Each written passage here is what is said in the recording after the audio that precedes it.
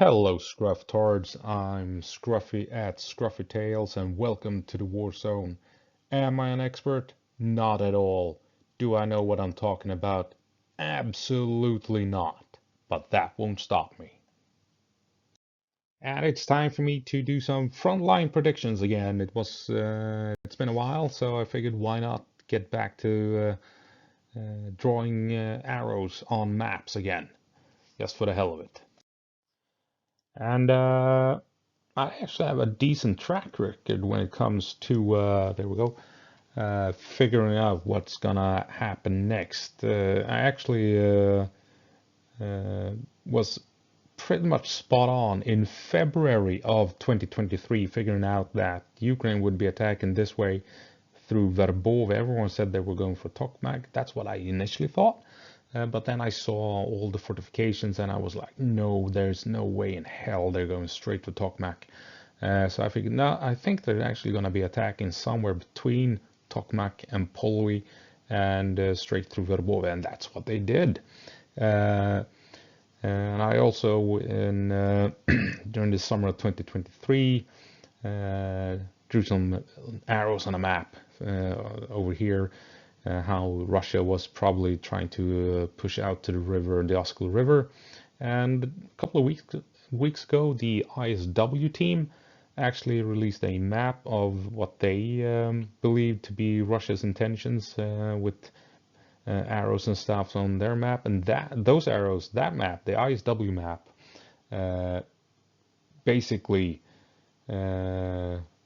said exactly what I had been suggesting during the summer of 2023.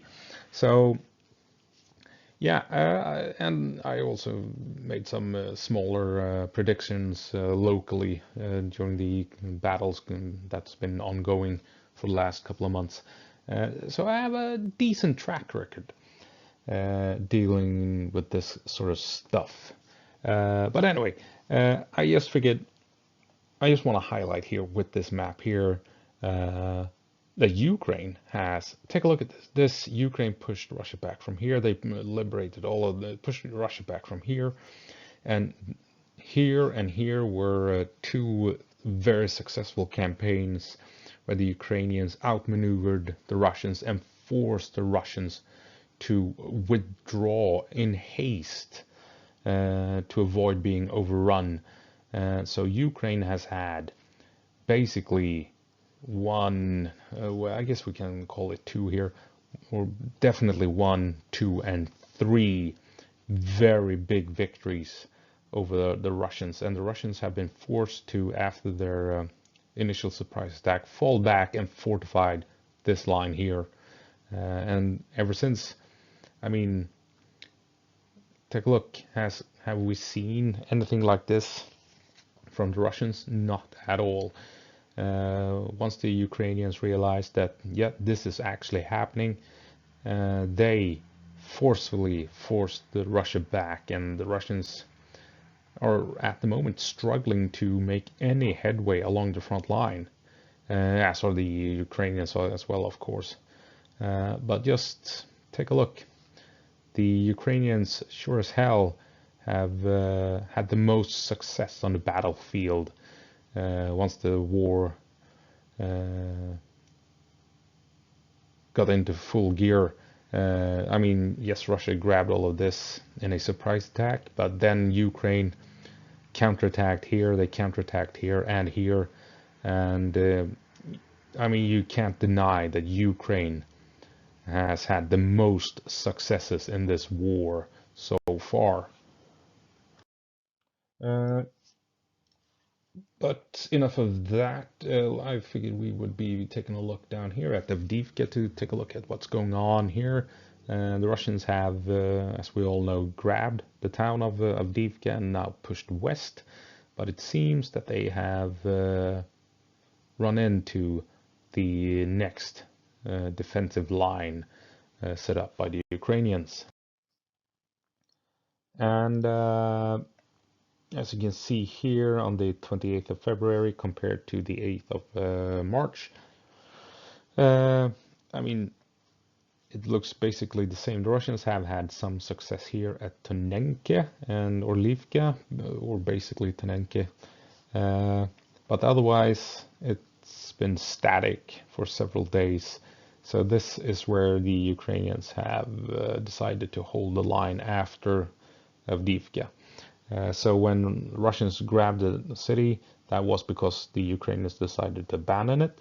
And then when the Russians started to push out into these fields, that was because there was no Ukrainians around to defend these fields. So obviously it was easy for the Russians to advance.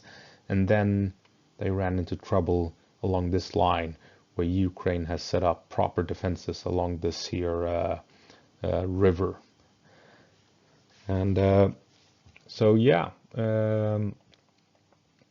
speaking of predictions, I actually thought that Ukraine would hold on to the factory for at least a couple of weeks or a month or two, because that seemed like the MO, the modus operandi of both sides in this war. If you have a good position, you hold on to it for as long as possible. But the Ukrainians did not hold on to the factory. They abandoned it together with the city. Which I was a bit surprised that they did, but I guess they figured that it would be too easy for the Russians to try and move around and surround the factory, so they just abandoned it altogether. So there we go. So this is basically the situation. Ukraine has made sure they have a defensive line here, and the Russians have moved up to it. And the Russians are now stuck and can't get past it. The Russians appear to have some success here at Orlivka and Tonenke. My guess is that this was probably not part of Ukraine's plan of letting Russia into Orlivka, but it is what it is. So what can Russia do now? It's not unthinkable that they will push out into this area here, and that Ukraine will have prepared defenses along the dams and the rivers, and there will obviously be defensive lines all over this place as well. But I think Ukraine will potentially allow Russia to grab this area here and then hold them by the river and these bridges and narrow passages. So it wouldn't surprise me in the next couple of days, weeks rather, that Russia begins to push out into this area, and Ukraine will then lock them down because it will be easier to defend the natural obstacles that the rivers and streams and these lakes and dams provide. And what can Russia do? Well, yeah, they can probably grab here, but then what? Then they have some bridges, they have this passage here, but these will be easily defended for Ukraine. What Russia can do is basically try and bypass the river, and in so doing, cut off Berdichi from supplies, and if they can go beyond that, they can also cut this supply line leading to Semenivka. So this may be the Russians' best approach, trying to bypass the natural obstacles, and in so doing reaching these important supply lines that Ukraine relies upon to holding this front line. There is only one problem though, a couple of problems if you consider that there's a bunch of angry Ukrainians over here. This area here, as you can see, this small village, and you have railroads and highways and what have you in this area. The Russians need to secure this area, this here, in order to be able to move through here. Otherwise, the Ukrainians will just keep attacking them from the north. But we all remember how difficult it was for the Russians to grab a small village like Stepove. So will they be able to push into this village? Probably not. And so if they can't get this village and trying to move in here, they're all of a sudden caught between the Ukrainians and can be attacked from all sides. So if the Russians wants to bypass Ukrainian defenses, they have to push into this town, village, and secure it. And I'm not convinced they can do that. Just looking at how poorly they handled Stepove and other villages along the front line. Another reason for the Russians to attack this way is to reach Ocheretune. Now there's a railway leading from Avdiivka to Ocheretune and beyond, and the Ukrainians can obviously use the railway to send in reinforcements to Ocheretune, unload them, and they can then rush down to support Berdichi and the rest of the front line. So if the Russians can push through this town and reach Ocheretune, they can then deny Ukraine sending in troops via train close to the front. And so that's why I think Russia will be coming this way. It will allow them to grab this town and will allow them to threaten Ocheretune, and it will allow the Russians to move in and cut the supply lines leading to the front line. So if they do this, then they can put pressure on Berdichi and then eventually Shemenivka and then the entire front line. So what will happen? I'm guessing that Ukraine will give ground down here, slowly but surely, and then Russia will have all of this, but the Russians can't do much else beyond that, because then they will be trapped by these natural obstacles. And up here, Russia will try to get around this way. They will try and grab this village, but up here Ukraine will put up a stiff resistance. And well, with the way Russia failed to grab in Stepove, I'm not convinced they will be able to make any real headway in this area, even if this is where we will see the most attacks coming in. We have also of late been seeing quite a lot of footage of attacks against Berdichi, and that is this area here, Stepove, Berdichi, this town. And the Russians are trying to cross this area here. That's roughly 800 meters from Stepove to Berdichi. And we've seen how they bum rush with BTRs to cross this area, and they just get schwacked. And so Berdichi will probably be similar to Stepove. The Russians will just try and send in troops piecemeal, because they can't gather a large force, because then they will get artillery on their heads. So they have to send them in one vehicle at a time, and that makes it easy for drones and anti-tank teams to hunt them down. Sorry. So Berdichi will more than likely be a repeat of Stepove, where the Russians fail to make any form of substantial headway. And so and we will probably see the same results up here as the Russians are trying to push in to this town here. So those are my predictions for this part of the front line. West of Avdiivka, Russia will grab this territory over time, and then they won't be able to cross the natural obstacles, and they will forcefully try and push in this way, but Ukraine will do their damnedest to hold this section of the front line. And now we're gonna move the northern part of the front line, Kremina and Svatove and Kupiansk, and see what's going on up there. And there we go. And yes, you have, this is a bit of a repeat, this image here. I've been highlighting this for months and months, and if you've been watching my previous videos detailing the front line, you recognize this, you've seen this before. And it's very similar to the image that the ISW team released a couple of weeks ago. And well, it's very similar to the maps I showed you back in July and August of 2023. So basically, what I figured out back then and what ISW now confirms is that Russia is trying to push out to the Oskil River with a three-pronged attack from the south, from the north, and in the middle from Svatove, following a highway straight for Verbove. And the river will be a easily defended line for the Russians.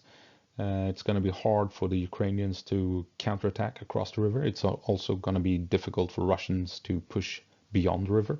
So it will be, it's just a natural section of territory to grab and then defend.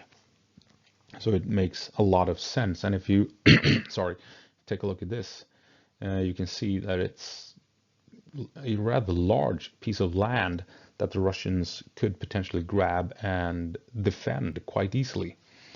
And we've seen of late that this push up here, of course, has had difficulty in making any headway. So they've been trying to get into the valley systems here up in the north. We have valleys and rivers that the Russians are trying to push into so they can bypass all the open farmland. And likewise down here, the Russians have pushed into several valleys, trying to reach a smaller river here to secure a bunch of bridges so that they can get across the smaller river, push out to Liman, and then move north. And they had some initial stages, successes here along the highway, but Ukraine pushed them back. So now the Russians have tried to move in from the south instead to outflank the Ukrainians holding the highway. So that's what's going on here. And the Russians, they struggle. They have some successes, but they are still struggling and haven't really made all that much headway in the 6 months, 8 months they've been trying to reach the Oskil River. But there are some implications should the Russians actually succeed with this, if that ever happens. And that is, if they grab the territory out to the Oskil River, then down here you have a bridge, and that's this here at Sakitne. There's also a bridge here. As you can, this is the bulge here. You have that bulge here. If this territory here becomes Russian, and Russia has Sakitne, then you can begin to push across the river, and you can begin to push north from the Bakhmut area in order to link up with the Russians north of the river. And that, of course, means that you surround any Ukrainians holding Siversk. And then you have grabbed a large piece of territory south of the Oskil River. God damn it, sorry. So grabbing this here is not only about reaching the Oskil River, it also means that you create this pocket that you can encircle and conquer and force the Ukrainians to fall back if you manage to seal the gap between Soledar and Sakitne. Will the Russians push across this river here, this bridge here? Probably not, because here you have Sloviansk and Kramatorsk, two very large cities, larger than Bakhmut. Bakhmut is down here. So pushing across here will give the Russians nothing. It's only going to cost them trouble. So they will probably more than likely just hold the bridge and the crossings in this area, because the real focus will be here at Sakitne, trying to reach the river from Soledar and secure this Siversk territory here. So yeah, there we go. So just to highlight, if we imagine that Russia at some point reaches the Oskil River and they actually manage to push north to Sakitne and grab Siversk, then the Oskil River will also be a defensive line for Ukraine. And right here, where you reach the Siversk region, you have Sloviansk, you have Kramatorsk. And if you take a look at this, they are just natural defensive positions for the Ukrainians. Imagine I mean, we saw how long it took the Russians to grab Bakhmut, how long it took them to grab Avdiivka. Kramatorsk and Sloviansk, Russia can't take them. It's going to be impossible for Russia to grab these two cities that are located this close to each other. So you have this line here where we include the Oskil River that then continues straight over to the two cities of Sloviansk and Kramatorsk. This is a line that Russia at that point will not be able to cross. It's just going to be impossible. They won't be able to cross the river, and they won't be able to bypass Sloviansk and Kramatorsk. So this part of the front line will be pretty much safe at this point, should the Russians push as far as the Oskil River. The question is then, south of Kramatorsk. Well, you have a string of towns that will be easily defended for Ukraine. So let's say the Russians grab Siversk, and then they start to push out towards Chasiv Yar, and they actually grab Chasiv Yar. Then my guess is that Ukraine will eventually fall back to this line here. Sloviansk and Kramatorsk will be heavily defended, and then this string of towns here will be a fortified defensive line that Russia eventually could potentially push out and reach. But how will they go beyond that? Well, they will not push through Sloviansk and Kramatorsk, obviously. They will not cross the river. So their only hope will be to maybe, hopefully, from the Russian perspective, push this way. You see this road here? I believe that the Russians will go south in that case. They will ignore Kramatorsk, Sloviansk, because they can't do anything about it. So they will instead focus in pushing south. Once they have taken the Oskil River, once they've taken Siversk, then the push will be south to link up with troops down here at Avdiivka. And moving on to Robotyne and Verbove, a location that is very important for Russia and Ukraine alike. And sorry, and here we have where the Ukrainians launched their assault during the summer of 2023. They pushed in from Orikhiv to the southeast, and they also attacked from Velika Novosilka south. What they were trying to do here was follow a highway that went down this way, followed a river, and went along the defensive line here and kept on going all the way down to Mariupol. And here, now everyone thought they were heading straight for Tokmak for some reason. I don't know why. Because the moment we learned of all these defenses, I mean, Tokmak is, you can't reach Tokmak following the main road going through Robotyne and what have you. But there is a weak point here, and that is Verbove. And from the very beginning, the Ukrainians were pushing southeast, and then they made that big dash towards Verbove. And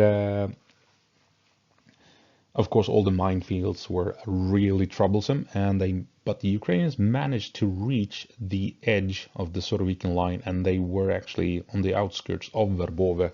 But then they lost momentum, they lost steam, and we entered into a stalemate. Now, for some reason, people thought and still think that Ukraine is trying to go through Robotyne, Novoprokopivka, and keep on going towards Tokmak. I don't understand why, because there's just layers after layers after layers of defensive positions all over the place. But as we saw, they made a big dash straight for Verbove, and they almost made it. And if they push through Verbove, the town ends here somewhere. Then you're basically through, and you can begin to move into all the trench lines and widen the gap, and you're all but through the defensive line. Now, sure, the Russians know that this is a weak point, and they will have fortified like crazy this entire area, and even back here, I'm sure they have intensified the minefields. But this is still Ukraine's best bet of breaching the defensive line.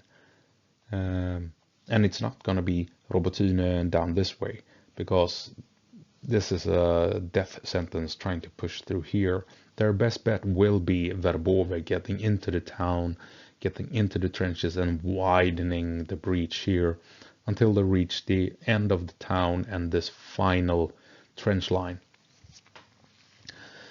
But it's gonna be so heavily defended by the Russians. The Russians, they know that the Ukrainians will come this way, and it's gonna be a slaughter, an absolute slaughter as the Ukrainians try to push through Verbove. Thousands of Ukrainians will die, thousands of Russians will die. Unfortunately, the Ukrainians don't have much other choice than trying to push through this way and trying to get through this small town, because this way Russia has the upper hand. There's no way Ukraine can push through all of this, so they have to go through here and then try and start maneuvering behind the Russian lines in this area here. And the reason is quite simple. Here they are at the Russian lines. It took them how many months? 3 or 4 months from going here to here. And thousands of Ukrainians died trying to go through all the minefields and reaching this far.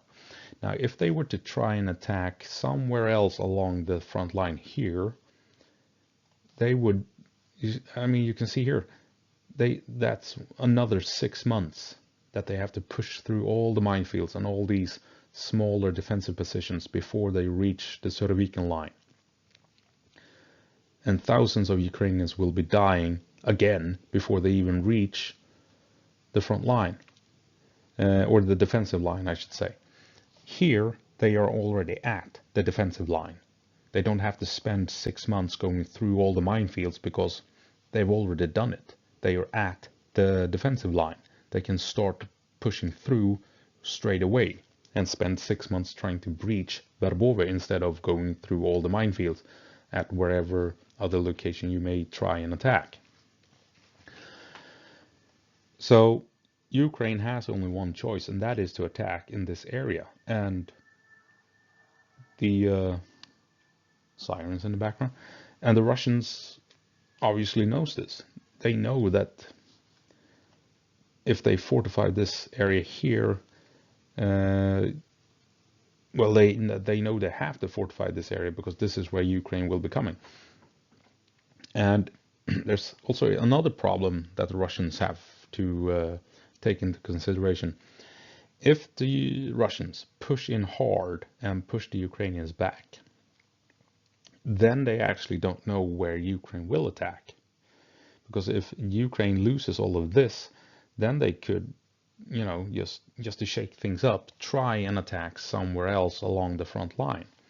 If Russia allows Ukraine to have this pocket, to have contact with the defensive line, then Russia also knows that this is where the attack will come. Sure, there may be a diversion up here somewhere again to draw away resources, but this is where the main push will be.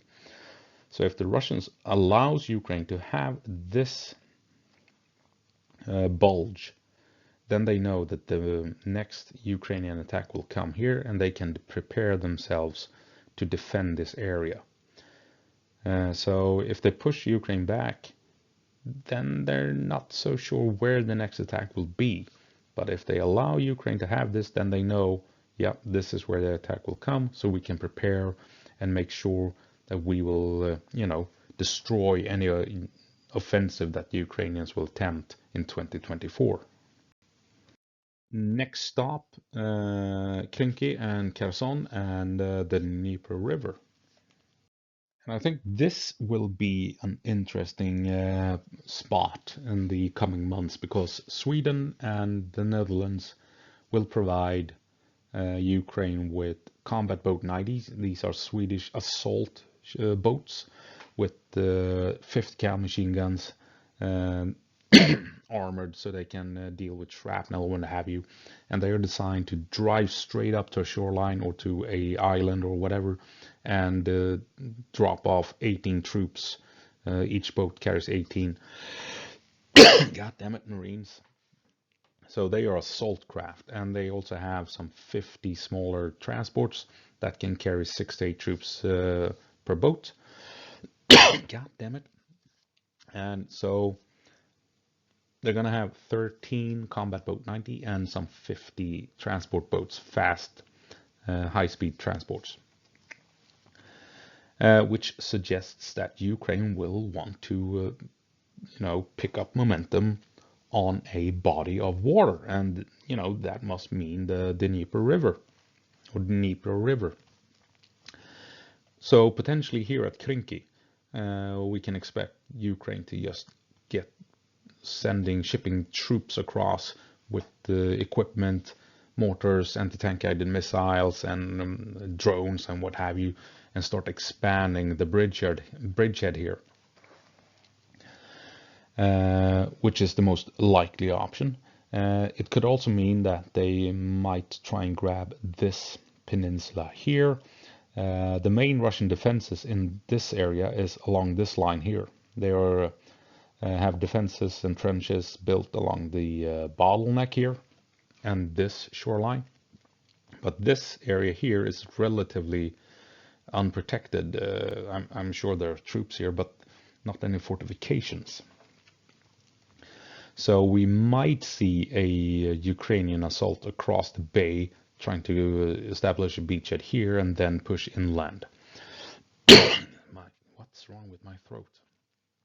But like I said, more than likely this is where we will see these boats be used to ship troops across the river, expand this beachhead, and then Ukraine may or may not try and push down south along this canal, a very wide canal, a very good defensive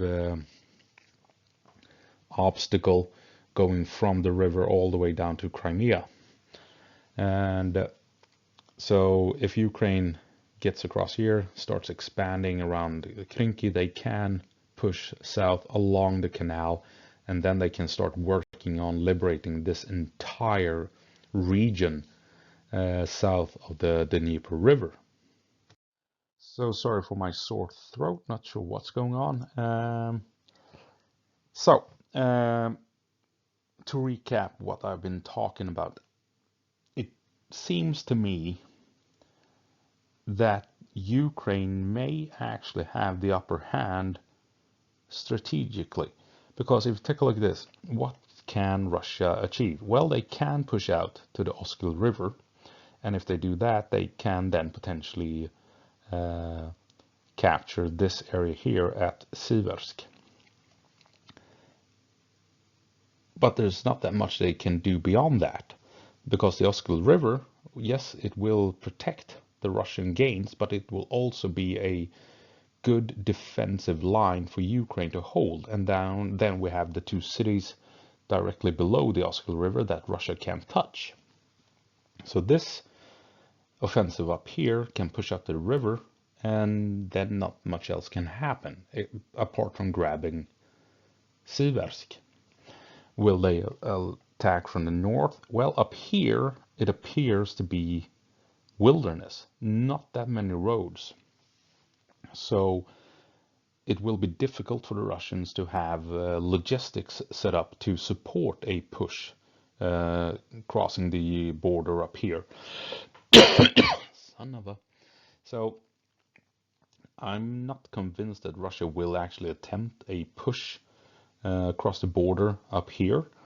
So yes, they can grab territory here, substantial territory, and they can grab Siversk, but they can't cross the river. They can't get past the two cities.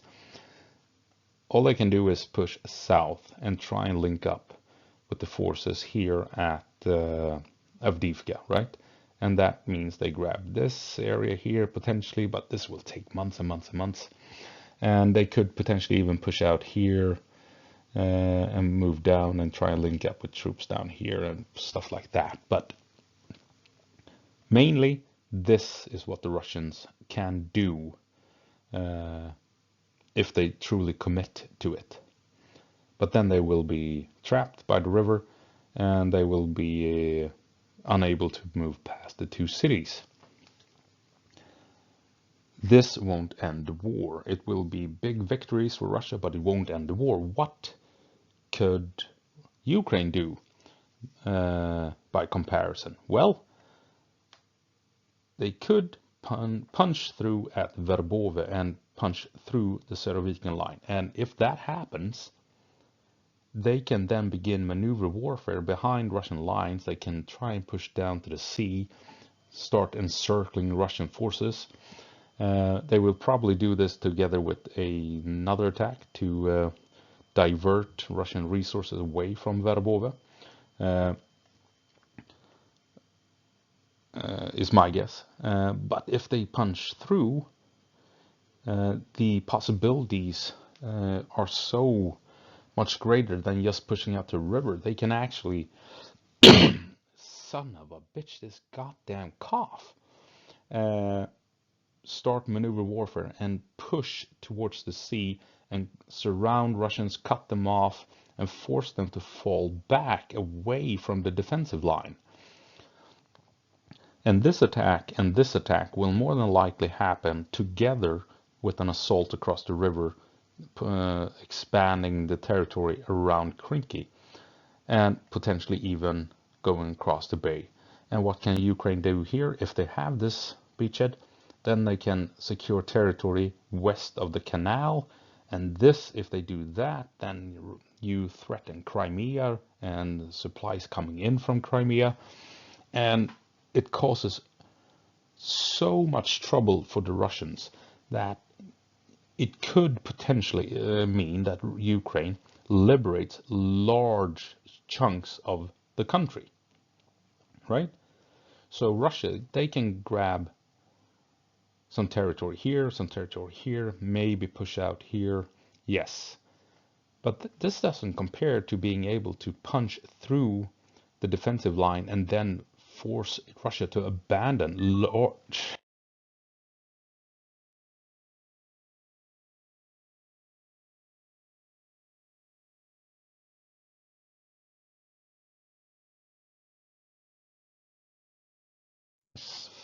fucking headset. Coughing and headsets messing with me. Jesus Christ. Anyway, this up here doesn't compare with what Ukraine could potentially achieve by punching through here and establishing a beachhead here, right? Russia can grab some territory. Ukraine can actually force Russia to abandon large pieces of terrain, large sections of the country, and basically could force Russia to fall back to Crimea and surrender Melitopol and all of this area down here. So I think that Ukraine stands a much better chance of achieving great victories compared to what Russia can achieve, which gives me great hope. Because yes, Russia may be able to grab this area here, but on the flip side, Ukraine could actually punch through here and start liberating all the south of occupied Ukraine. So yeah, when everything's said and done, yes, I believe Russia may try and grab this. They may even grab this. But I mean, since Ukraine has large settlements here, Russia won't be going through this way. I don't think. I don't think they will be coming this way either.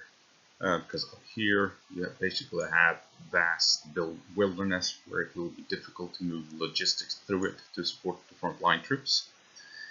So after Russia has grabbed this, if they manage that, and if they grab this, then their only real option is to avoid the settlements and go south here and try and link up with troops down here. That's my guess. But none of this will be enough to end the war or achieve a decisive victory, right? So Russia, they can have great victories, but they won't be victories that potentially will end the war. Ukraine doesn't have the ability to end the war either, but if they break through here at Verbove, and come out behind the Surovikin line, they can make a drive for the sea. They can start outmaneuvering and then start. I have no idea what I just drew here, but encircle Russian positions and have a, start to forcefully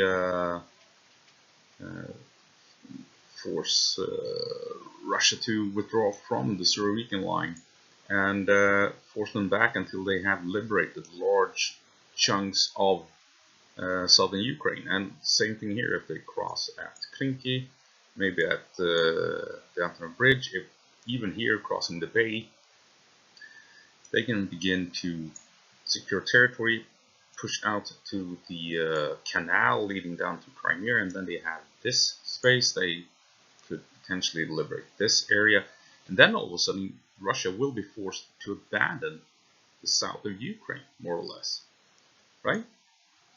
I mean, this here is no small thing. This won't happen in a day or a week, but the potential is that Ukraine can push through at these locations, and that will have massive implications for Russia. Meanwhile, Russia can punch through here, they can punch through here, and yes, they will grab territory, but it will not have the profound impact that Ukraine can inflict on Russia by going through at Verbove and establishing a proper foothold along the Dnipro. So I think Ukraine really do have the upper hand strategically. Russia has momentum. They appear to have the advantage when it comes to artillery at this point, and the Ukraine is struggling with the ammunition and everything like that. But if Ukraine gets the equipment, gets the ammunition, they are in a far better spot, or far better position, ending the war on their terms than Russia is on pushing Ukraine back and forcing Ukraine to negotiate for peace. Just looking at the map, right? So this makes me hopeful for the future. Is Ukraine in a tough spot? Absolutely. Does Russia at the moment have the initiative? Yes, they definitely do have the initiative. They have momentum. Does that mean the war is over? No, it doesn't. Does that mean Russia is winning? No, it doesn't. Russia is spending resources and manpower on trying to grab insignificant locations like Bakhmut and Avdiivka. And at the same time, we have to acknowledge that Ukraine, they're running low on ammunition, they're running low on Bradleys, CV-90s, Leopard 2s. Of late, we've seen they've been losing a lot of artillery and missile launchers. So, I mean, this war is far from over, but just looking at who has the advantage on the map to actually deal a decisive blow than Ukraine. They well and truly have the advantage. Ukraine have the potential to deal decisive blows against Russia. Something Russia does not have, or Russia is not capable of doing towards Ukraine, rather. So, I mean, if the West can get their shit together and supply Ukraine with the stuff they need, Ukraine are in a good position to do what they have to do in the south and force Russia to abandon the south of Ukraine. And that obviously puts Ukraine in a very good position to then push Russia out of the Donbass in the east. But that's enough rambling. I always ramble. This has been a one massive rambling video. I hope I'll see you in the next one. And as always, go på marsch, Ukraine, give them hell.